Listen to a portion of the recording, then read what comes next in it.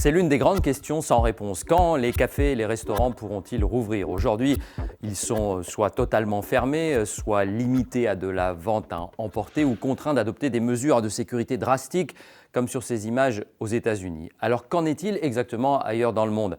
Cette semaine, nous vous emmenons dans les rues de Bruxelles, de Rome, de Beyrouth et sur la plage à Dakar. Il sera notamment question de repas tartines et de restos clandestins.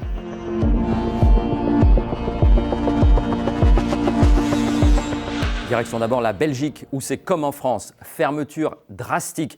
Il faut dire que la Belgique est l'un des pays les plus touchés d'Europe par la pandémie. On en parlait d'ailleurs ici même, souvenez-vous, la semaine dernière. De nombreux restaurateurs commencent à manifester pour réclamer une réouverture.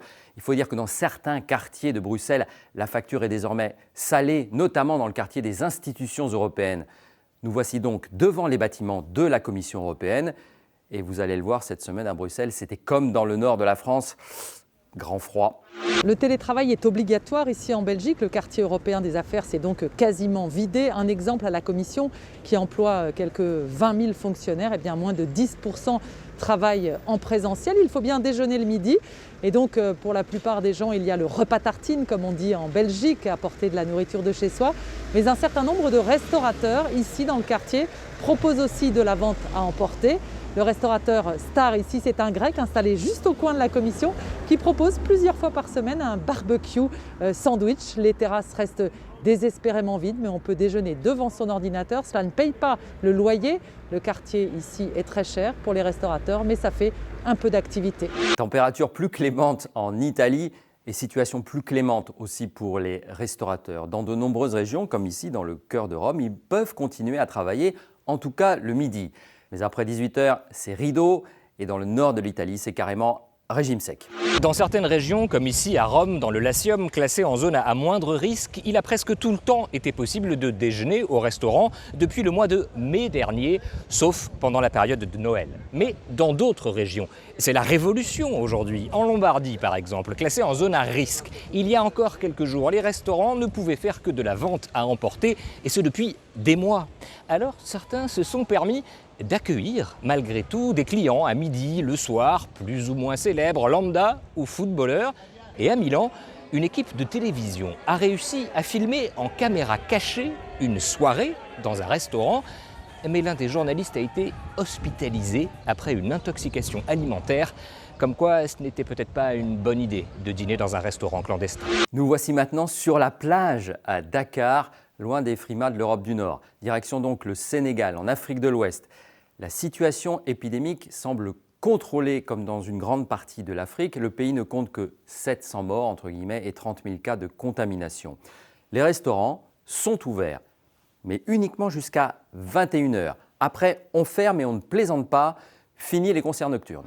Ici, au Sénégal, le couvre-feu est plutôt bien respecté. Il commence tous les soirs à 21h pour s'achever le matin à 5h.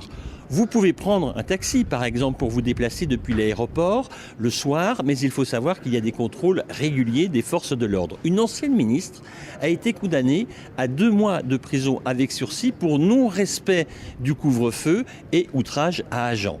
Sinon, il faut savoir que tous les bars qui organisaient habituellement des concerts le soir, sont fermés.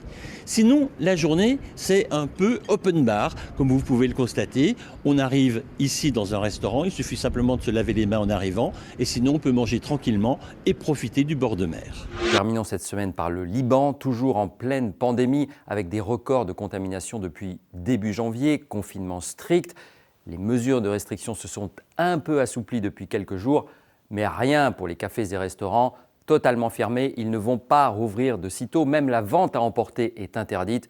Les rues sont désertes.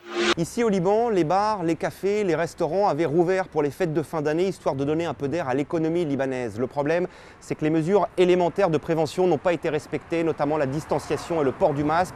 Résultat, au moment de Noël, des terrasses de café entières avec des clients sans masque, ou bien des repas de Noël et du Nouvel An qui ont fait exploser les contaminations en janvier. Alors après un mois de confinement strict et au moment où le Liban est en train progressivement de déconfiner, hors de question évidemment de rouvrir immédiatement les bars, les restaurants et les cafés. En fait, ce sera dans la dernière phase du déconfinement progressif, c'est-à-dire pas avant le 22 mars, dans plus d'un mois. D'ici là, les cafés, les bars, les restaurants ne peuvent faire qu'une chose, c'est de la livraison à domicile, pas des plats à emporter, car en théorie, le couvre-feu total est maintenu et les Libanais n'ont pas le droit de sortir de chez eux, sauf pour des raisons impérieuses. Aller chercher un repas au restaurant, même à emporter, ça n'est pas considéré comme une raison impérieuse. Vous l'avez compris, la situation est très variable d'un pays à l'autre, mais dans les pays et les régions les plus touchées par la pandémie, les restrictions sont vraiment nombreuses pour les cafés et restaurants. Allez, à la semaine prochaine. D'ici là, prenez soin de vous et n'oubliez pas de vous abonner à ce rendez-vous du Monde en face sur France Info.